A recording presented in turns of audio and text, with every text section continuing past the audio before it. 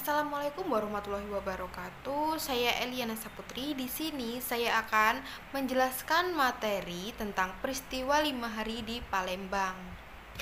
Pertempuran 5 hari 5 malam di Palembang ini tepatnya di Sumatera Selatan. Nah, terjadi di tanggal 1 hingga tanggal 5 Januari tahun 1947.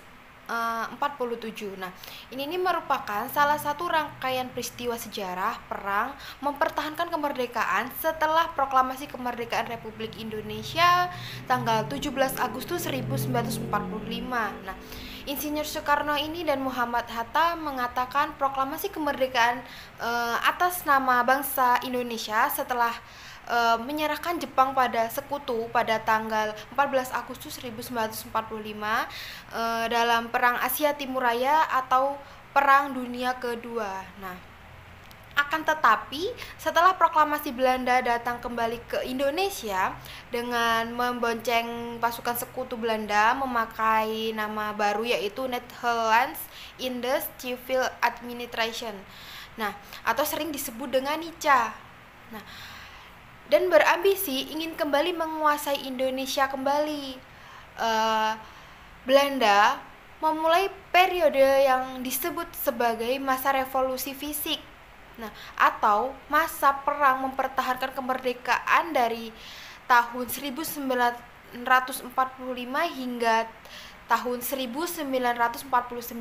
Nah, terjadilah rangkaian upaya diplomasi dan pertempuran termasuk perang 5 hari 5 malam di Palembang. Penyebab perang 5 hari di Palembang. Nah, kedatangan Nica atau Belanda yang dipimpin oleh Hubertus Johannes van Mook berkedok melucuti senjata sisa berserdadu Jepang dan mengumumkan konsepsi negara Indonesia ini. Kehadiran Belanda dan sekutu disebut dengan munculnya perlawanan oleh rakyat Indonesia. Nah, dari berbagai daerah yang bertekad mempertahankan kemerdekaan pada tanggal 12 Oktober tahun 1945. Nah, pasukan sekutu yang dipimpin oleh Letnan Kolonel Carmichael terdapat di Palembang bersama pasukan Nica atau Belanda. Nah, dalam buku sejarah itu perkembangan pemerintahan di daerah Sumatera Selatan pada tahun 1996 yang disusun oleh Ramli Hasan dan kawan-kawan itu disebutkan mula pasukan sekutu dan Belanda di Palembang diberi lokasi Kampung Talang Semut.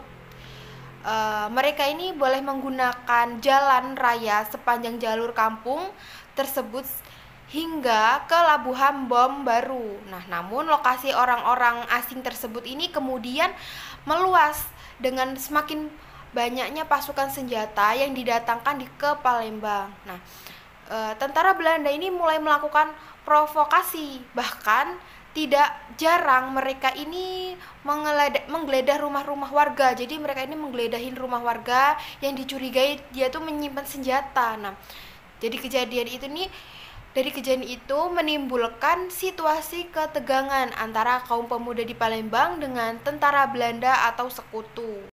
Akhir perang 5 hari di Palembang. Nah, dilakukan pertemuan antara pemimpin sipil dan militer dari kedua belah pihak untuk membicarakan gencatan senjata setelah 5 hari pertempuran sengit berlangsung di kota Palembang.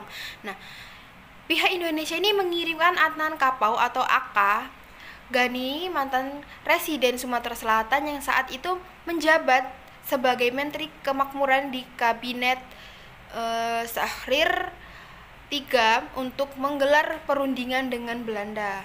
Nah, dikutip dari album Perjuangan Kemerdekaan pada tahun 1945 sampai 1950,